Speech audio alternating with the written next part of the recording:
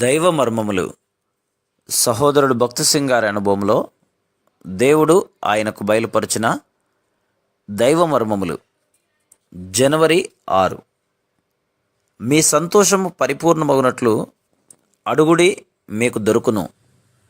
యోహాను సువార్త 16:24. ప్రభువైన యేసుక్రీస్తు నామమున ప్రార్థించుట అనగానేమో నేర్చుకొనుము.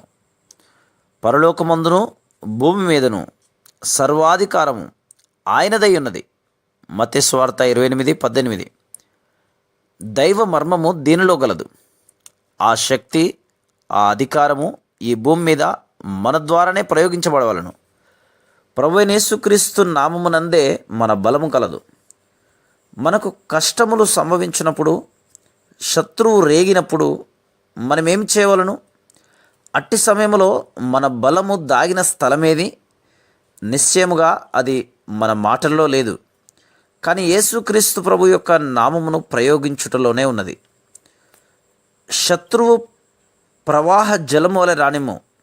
యెషయా గ్రంథం 59:19. గర్జించు సింహం వలె రానిమ్ము. 1 పేతురు 5:8. ప్రభు అయిన యేసుక్రీస్తు నామమున వారిని మనము బంధించగలం. అదే మన ఆనందము, మన బలము.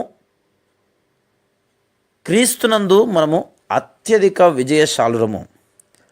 Praise the lord.